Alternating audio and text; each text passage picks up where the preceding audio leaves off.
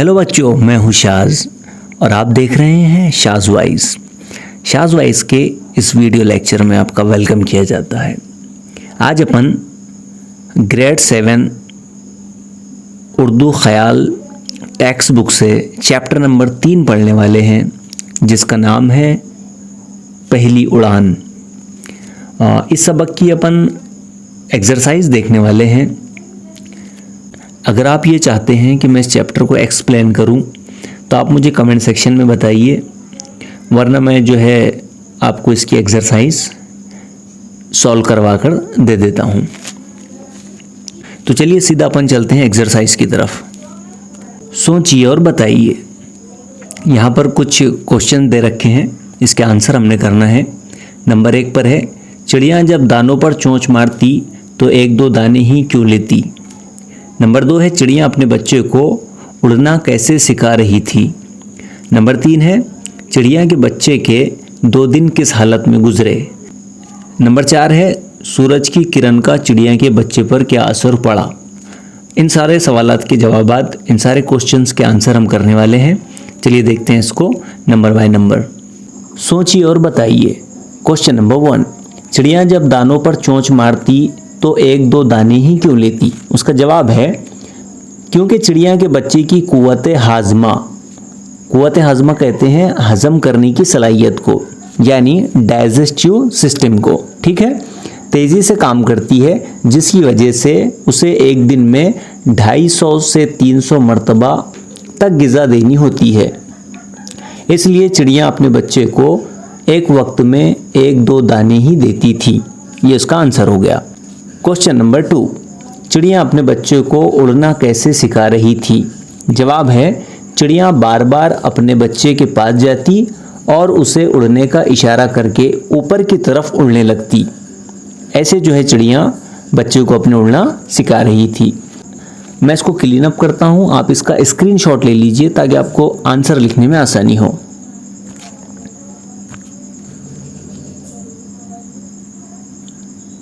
Alright, question number 3 है, चिड़िया के बच्चे के 2 दिन किस हालत में गुजरे। जवाब है उसका, चिड़िया का बच्चा चू चू की एक मध्यम और उखड़ी आवाज़ निकाल देता और फिर दम्बखुद आंखें बंद किए पड़ा रहता। चिड़िया के बच्चे के 2 दिन इसी हालत में निकल गए। ये आंसर हो गया उसका। क्वेश्चन नंबर 4 है हमारे पास, सूरज की किरण का चिड़िया के बच्चे पर क्या असर पड़ा। आंसर करेंगे, चिड़िया के बच्चे ने अचानक आंखें खोली, एक झुरझुरी सी ली, फिर गर्दन आगे करके फ़ज़ा की तरफ देखने लगा, फिर गिरे हुए परों को सुकेड़ा, 1-2 मरतबा खोला बंद किया और फिर 1 मरतबा जस्त लगाकर उड़ गया। ये हो गए इसके आंसर्स। सोचिए और बताइए में जो आपको आंसर करने हैं उसके चारों आंसर मैं आपको बता चुका हूँ। अब आप इसका स्क्रीनशॉट ले लीजिए।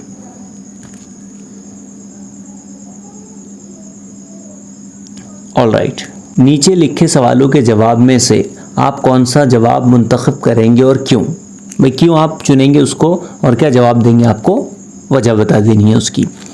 तो अलिफ है हमारे पास, चिड़िया का बच्चा उड़ नहीं पा रहा था क्योंकि यहाँ पे ऑप्शन दे रखे हैं, उसके पर पूरी तरह बड़े नहीं थे, गिरने की वजह से चोट लग गई थी, उसमें उड़ने की ताकत नहीं थी। तो इसका एप्रोप्रिएट आंसर है ये फर्स्ट वाला, उसके पर पूरी तरह से बड़े नहीं थे।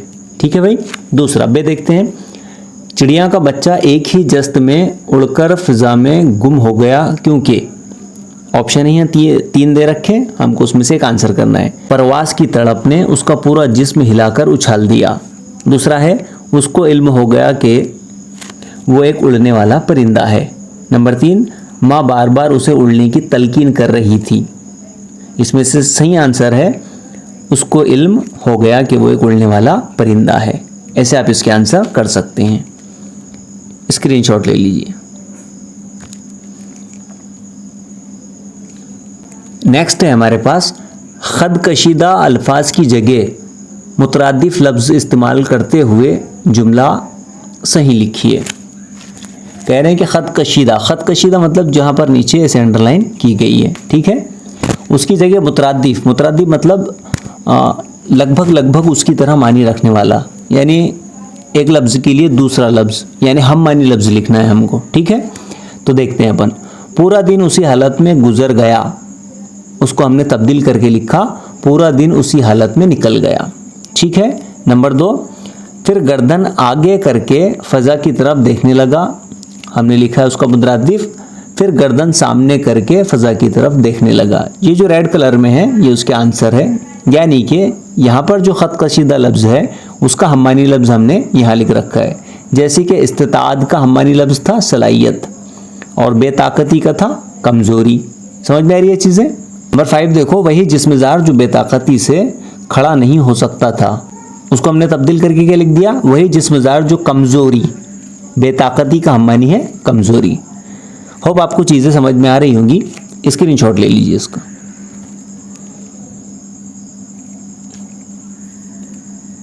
ऑल राइट, नेक्स्ट है हमारे पास खाली जगहों में सही लफ्ज़ लिखकर इबारत को मुकम्मल कीजिए। यानी जहाँ जहाँ खाली जगह है ये लफ्ज़ दे रखे हैं, हमको वहाँ पर में सही लफ्ज़ लिखना है। जैसे कि एग्जाम्पल के तौर पे हम देख सकते हैं,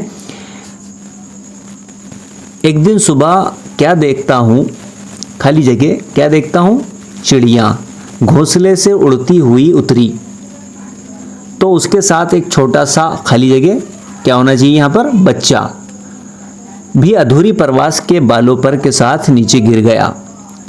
चिड़िया बार बार उसके पास जाती और उड़ने का क्या करती थी, इशारा करती थी। ये जब आप चैप्टर पढ़ेंगे ना आपकी चीज़ें सब समझ में आ जाएगी। ऊपर की तरफ उड़ने लगती, लेकिन बच्चे में खाली जगह असर पजीरी, कहाँ है असर पजीरी, ये लिखा है। असर पजीरी की कोई अलामत कहते हैं निशानी को, सिंबल को, दिखाई नहीं देती। वो पर फैलाए खाली जगह बंद किए, क्या बंद किए, आंखें बंद किए, बेहिस वो हरकत पड़ा था। मैंने उसे उठा के देखा तो मालूम हुआ, खाली जगह में क्या लिखना है, मालूम हुआ। ये मालूम हुआ लिखा होगा, ये है। पूरी तरह से खाली जगह नहीं है, क्या नहीं है, बड़े नहीं है, क्या चीज़, पर नहीं बड़े हैं। गिरने की खाली जगह का असर भी ताज़ा है, गिरने की खाली जगह मतलब चोट का असर ताज़ा है, तो यहाँ पर चोट लिखा हुआ है, इसमें से चुनकर लिखना है। और उसने खाली जगह कर दिया बेहाल, देखो यहाँ बेहाल लिखा हुआ है, बेहाल कर दिया। खाली जगह उसे उठाकर दरी पर रख दिया, खाली जगह की जगह लिखना है आपको बहरहाल। आगे बात समझ में। तो ये जो यहाँ पर वर्ड दे रखे थे ना, इनको हमको खाली जगह में लिख देना था। इस तरह से ये इबारत हमारी मुकम्मल हो गई। स्क्रीनशॉट ले लीजिए आप। उसके बाद है हमारे पास लफ्ज़ों के मुतजाद लिखिए। मुतजाद के माने आते हैं ज़िद, यानी ये जो लफ्ज़ दे रखे हैं उनकी ज़िद लिखना है। तो हमने लिख दिया, गायब का हाजिर लिखा, हकीकी का मजाजी लिखा, शुरू का ख़त्म लिखा, गफलत का बेदारी लिखा और अंजाम का आगाज़ लिखा। ये सब लफ्ज़ एक दूसरे के मुतजाद है। आप इसको अपनी नोटबुक में लिख सकते हैं, स्क्रीनशॉट ले लीजिए आप। उसके बाद है बेटा हमारे पास नीचे बाज मतलब कुछ,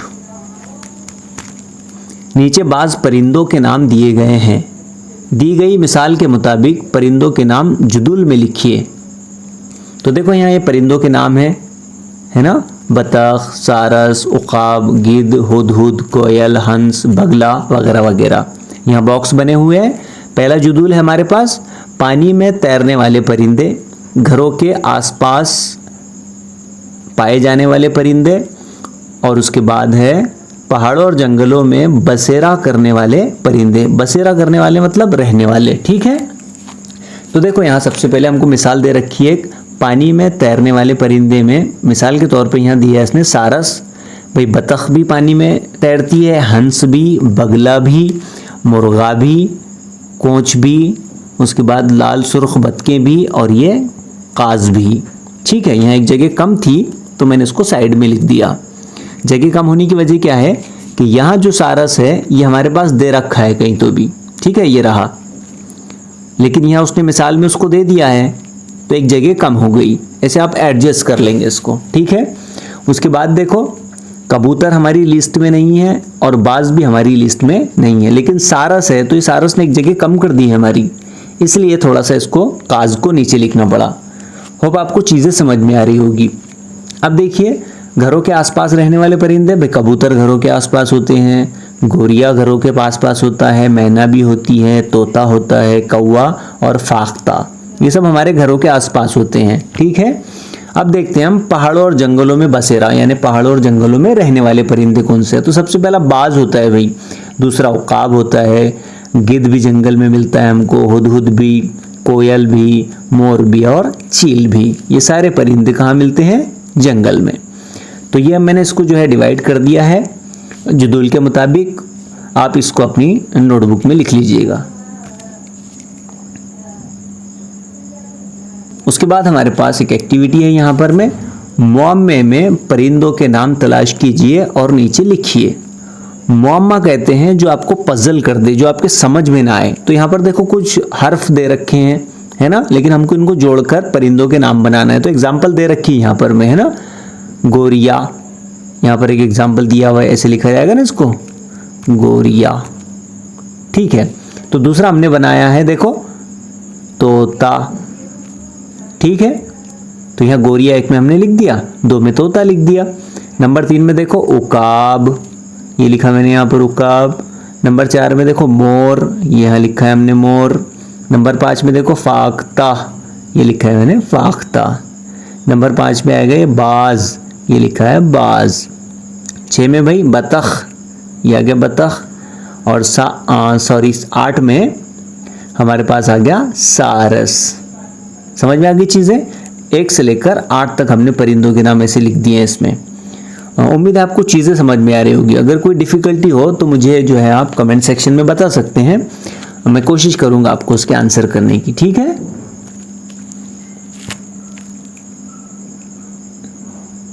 पढ़िए, समझिए और लिखिए। दी गई इबारत को गौर से पढ़िए। चिड़िया जब दानों पर चोंच मारती तो 1-2 दानों से ज़्यादा न लेती और फौरन घोंसले का रुख कर लेती। वहाँ उसके पहुँचते ही बच्चे का शोर शुरू हो जाता। 1-2 सेकंड के बाद फिर आती और दाना लेकर उड़ जाती। एक मर्तबा मैंने गिना तो 1 मिनट के अंदर 7 मर्तबा आ गई। इस इबारत में 1 दाना, 2 सेकंड, 1 मिनट, 7 बार जैसे अल्फाज इस्तेमाल हुए हैं जिनसे इस्म की तादाद जाहिर हो रही है। वो लफ्ज़ जिससे इस्म की तादाद जाहिर हो उसे सिफत अददी कहते हैं। अपने दोस्तों के साथ बातचीत कीजिए और सिफत अददी का इस्तेमाल करते हुए जुमले लिखिए। तो देखो यहाँ पर समझने वाली बात बेटा ये है कि यहाँ पर मैं 1 दाना, 2 सेकंड, 1 मिनट, 7 बार, ये जो लफ्ज़ है 1, 2 और 7 फिर 1, है ना, ये सब सिफत अददी है। अब आप अपने हम जमातों के साथ गुफ्तगू कीजिए और ऐसे लफ्ज़ बनाइए। मैंने आपको यहाँ पर में दे रखा है समझने के लिए, आप इस तरह से और भी अल्फाज बना सकते हैं। जैसे कि नंबर 1 पर है, हमने कल 3 नई बुक खरीदी। तो ये देखो 3 आ गए यहाँ पर सिफत अददी। नंबर 2 है, हम्माद ने अपने जन्मदिन पर दोस्तों को 2-2 चॉकलेट दिए। नंबर 3 है, हमारा स्कूल हफ्ते में 6 दिन, तो ये 6 जो है सिफत अददी है, 6 दिन होता है। क्या तुम 1 मिनट के लिए मेरी बात सुन सकते हो? 1 आ गया यहाँ पर में, ये भी सिफत अददी है। नंबर 5 है, क्या आप जानते हैं 1 साल में 365 दिन होते हैं? ये जो 365 है ये भी सिफत अददी है। इस तरह से आप और भी दूसरे जुमले बना सकते हैं जिसमें आपको अददों का इस्तेमाल करना है। आ रही है चीज़ें समझ में आपके? अगर आपको ये बातें मेरी समझ में आ रही है तो कमेंट सेक्शन में यस लिख दीजिए।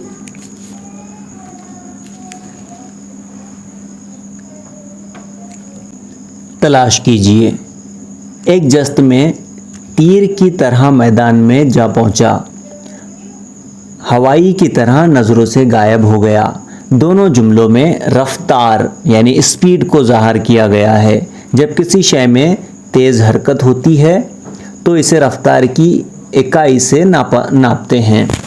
मालूम कीजिए कि रोशनी और आवाज़ की रफ्तार क्या है और इन्हें नापने का पैमाना क्या है। अगर आपको पता है कि भाई रोशनी की रफ्तार कितनी होती है तो कमेंट सेक्शन में लिख दीजिए, और आपको पता है कि आवाज़ की रफ्तार क्या है तो वो भी लिख दीजिए। अगर आपको दोनों पता नहीं है तो मैं आपको बता दूं कि साउंड की जो स्पीड है वो होती है 343 मीटर पर सेकेंड, यानी एक सेकेंड में 343 मीटर तक आवाज़ पहुंच सकती है। ठीक है, लेकिन उसके लिए आपका जो टेम्परेचर है वो 20 डिग्री होना चाहिए। कितने डिग्री होना चाहिए? 20। अगर टेम्परेचर कम ज़्यादा होगा तो ये जो स्पीड ऑफ लाइट है इट कैन बी वेरी, ये आगे पीछे हो सकती है। अच्छा, रोशनी जो लाइट की स्पीड है बेटा वो होती है 3 लाख मीटर पर सेकेंड, यानी कि एक सेकेंड में 3 लाख मीटर तक रोशनी ट्रैवल कर सकती है। ठीक है, इसके लिए कोई टेम्परेचर की कैद नहीं है। यानी लाइट ऑफ स्पीड कितनी है? अप्रोक्सीमेट 3 लाख मीटर पर सेकेंड। एक सेकेंड में 3 लाख मीटर तक रोशनी जा सकती है। और एंड साउंड कितना बताया मैंने आपको? 343 मीटर एक सेकेंड में ट्रैवल करता है साउंड। आ रही है बातें समझ में? अच्छा, अब इसको किस पैमाने से नापते हैं वो आप मुझे कमेंट सेक्शन में ज़रूर बताना। तख्लीकी इजहार। जब चिड़िया के बच्चों को इल्म हो गया कि वो उड़ने वाला परिंदा है, वो एक ही जस्त में फ़ज़ा में उड़ने लगा। आप अपनी ऐसी सलाहियत के बारे में लिखिए जिसके ज़रिए आप किसी काम को बखूबी अंजाम दे सकते हैं। यानी आपने यहाँ पर में आपकी एक ऐसी सलाहियत के बारे में लिखना है जिसमें आप माहिर हैं। जैसे कि चिड़िया के बच्चे को जब एहसास हुआ कि वो उड़ने वाला परिंदा है, उसी तरह से आपको अगर एहसास होता है कि आप किस काम में माहिर हैं, जैसे कि कोई ड्राइंग बनाने में माहिर हो सकता है, कोई सिंगिंग में माहिर हो सकता है ना, कोई और कामों में माहिर हो सकता है। तो जैसे आप जिस काम में माहिर है उसके बारे में आपको यहाँ पर में लिखना है। आप उसके लिए आपके घर के किसी बड़े शख्स की हेल्प ले सकते हैं। ठीक है, देखिए यहाँ पर भी एक एक्टिविटी दे रखी है। अगर आपको सड़क या किसी और जगह पर कोई परिंदा या जानवर ज़ख्मी हालत में दिखाई दे तो आप उसकी देखभाल किस तरह करेंगे? अपने साथियों के साथ गुफ्तगू कीजिए और इस बारे में चंद जुमले लिखिए। अब जब आपको कभी रास्ते में कोई ज़ख्मी परिंदा या जानवर मिल गया, उसको आपने घर लेकर आया, है ना, आपने उसकी कैसे खिदमत की, कैसे उसका ख्याल रखा, या फिर किसी आपके दोस्त के साथ ऐसा हुआ, उसको कोई परिंदा या जानवर मिल गया ज़ख्मी हालत में, उसने उसके साथ क्या किया, बिहेवियर, वो सारी चीज़ें आपने यहाँ पर में लिख देना है। इसके लिए आपको बात करनी है आपके फ्रेंड से, और वो जो बोलता है और आप जो दोनों की बातें होती है वो यहाँ पर में लिख देना है आपने। ये तहकीकी काम है बेटा, ये आपको खुद से करना पड़ेगा, है ना। अब मुझे तो नहीं पता ना कि आप क्या सोच रहे हैं, आपका दोस्त क्या सोच रहा है, आपके माइंड में क्या आता है ऐसे कि ज़ख्मी परिंदा है या कोई जानवर है ज़ख्मी, आप उसकी कैसी खिदमत करेंगे, कैसे ख्याल रखेंगे उसका। तो आपके मन में जो भी चीज़ें आती है वो आपको यहाँ पर लिख देनी है। ठीक है, यह है अमली काम। आपको कौन कौन से परिंदे पसंद है, एक चार्ट पर तस्वीरें बनाइए और उनके रहने की जगह, गिज़ा और आदात व अतवार के बारे में लिखिए। आपको कोई परिंदा है तो उसकी तस्वीर लीजिए, चार्ट पर उसको चस्पा कर दीजिए ग्लू से, एंड उसके बारे में लिख दीजिए। उसकी गिज़ा कौन सी है, क्या खाता है वो, उसकी आदतें क्या है ना। आदत जैसे पानी में रहता है, तैरता है वो, या उड़ता है, या फिर घोंसले बनाकर दीवारों में रहता है, या फिर दरख्तों पर घोंसले बनाता है। उसकी आदत क्या है, उसकी अतवार क्या है। जैसे कबूतर है हमारा, है ना, उसकी क्या तो आदत और अतवार होती है, वो हमारे घरों पर रहता है ना, गुटरू की आवाज़ें करता है। इस तरह से आप लिख सकते हैं इसको, ये अमली काम है। 20 मार्च को गवरिया आलमी दिन मनाया जाता है। 9 नवंबर को महाजिर परिंदों के आलमी दिन के तौर पर मनाया जाता है। महाजिर परिंदे मतलब एक जगह से दूसरी जगह आने वाले परिंदे। जैसे हमारे आसपास के मुल्कों से अगर कोई परिंदा हमारे यहाँ आता है ना, कुछ खाने पीने के लिए, सीजन वाइज हो सकता है ये, तो उसको हम महाजिर कहते हैं, महाजिर परिंदा। आ रही बात समझ में। लाइब्रेरी से उनसे मुताल्लिक मालूमात हासिल कीजिए। ऐसे परिंदे जो महाजिर है उनके बारे में आपको मालूमात हासिल करनी है। हॉर्नबिल एक परिंदे का नाम है। नागालैंड में 1 दिसंबर से 10 दिसंबर तक के हॉर्नबिल फेस्टिवल मनाया जाता है। दिए गए वेब लिंक की मदद से, नीचे वेब लिंक दिया होगा बेटा इसके, हॉर्नबिल फेस्टिवल के बारे में मालूम कीजिए और अपनी ज़बान में लिखिए। ये सारे आपको अमली काम हैं, ठीक है, यानी ये एक्स्ट्रा के काम होते हैं आपके लिए। जो आपकी एग्ज़ाम बेस्ड एक्टिविटी थी, क्वेश्चन आंसर थे, वो मैंने सब हल करवा कर दे दिए आपको। बाकी ये काम आपको खुद को करना है। होप आपको चीज़ें समझ में आ गई होगी। अगर वीडियो पसंद आई तो उसे खूब शेयर कीजिएगा और लाइक कीजिएगा, कमेंट कीजिएगा। फिर मिलते हैं इसी तरह की किसी और वीडियो के साथ। तब तक के लिए